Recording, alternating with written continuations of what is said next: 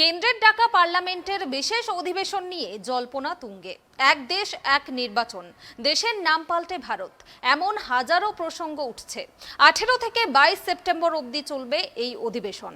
সূত্রের খবর, 18 তারিখ বিশেষ অধিবেশন পুরনো ভবনে শুরু হলেও পরদিন অর্থাৎ 19 সেপ্টেম্বর তা স্থানান্তরিত হবে নতুন সংসদ ভবনে। চলতি বছরের 28 মে নতুন সংসদ ভবনের উদ্বোধন করেছিলেন প্রধানমন্ত্রী নরেন্দ্র মোদী। নতুন এই ভবনে কবে থেকে সংসদের অধিবেশন বসবে তা নিয়ে নানা মহলে কৌতূহল তৈরি হয়েছিল। অবশেষে সূত্র মারফত জানা গেল, বিশেষ অধিবেশনেই সংসদের জন্য খুলে যাচ্ছে নতুন সংসদ ভবনের দরজা।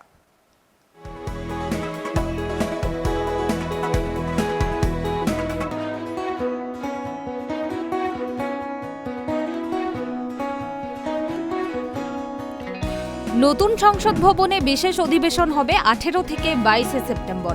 আগামী 18 সেপ্টেম্বর সংসদে বসবে বিশেষ অধিবেশন। এই অধিবেশন হবে সংসদের পুরনো বিল্ডিংয়ে। একই সঙ্গে নতুন সংসদ ভবন সেন্ট্রাল ভিস্তায় সংসদীয় কাজ কবে থেকে শুরু হবে তাও জানিয়ে দিল কেন্দ্র। 19 সেপ্টেম্বর গণেশ চতুর্থীর দিন নতুন সংসদ ভবনে সংসদীয় কাজ শুরু হবে। ইতিমধ্যে নতুন সংসদ ভবন গত 28 মে উদ্বোধন করেছেন প্রধানমন্ত্রী নরেন্দ্র মোদী। লোকসভা ও রাজ্যসভার সেক্রেটারিয়েট সংবাদ সংস্থাকে জানিয়েছে, বিশেষ সেশনে দুই কক্ষেই কোনো রকম প্রশ্নোত্তর পর্ব রাখা হচ্ছে না। সংসদে বিশেষ সেশন হবে 18 থেকে 22 সেপ্টেম্বর। তবে এই বিশেষ সেশনে এজেন্ডা কি রয়েছে তা খোলাসা করেননি সংসদীয় বিষয়ক মন্ত্রী প্রহ্লাদ যোশী। মন্ত্রী তার টুইটার হ্যান্ডেলে লিখেছেন, এই অমৃতকালে আমরা একটি ইতিবাচক ও ফলপ্রসূ বিতর্কের অপেক্ষায় রয়েছি। Srimati Sonia Gandhi has written a letter regarding the calling of the session from 18th September to 22nd September, and she is trying to make politics regarding the calling of the session, actually which should not have been. And there is no question of any politics here. And in the temple of democracy, nobody should, especially the Congress party, which calls itself as the grand old party of the country and which has ruled the country for more than 60 years, they should not try to politicize this issue. So she has questioned about the two things. One is, before calling the session, no party from the opposition was consulted. Let me remind Srimati Sonia Gandhi ji that nowhere in the past, whenever the session was called, either by this party government or from that party government, never it was consulted before the calling the session.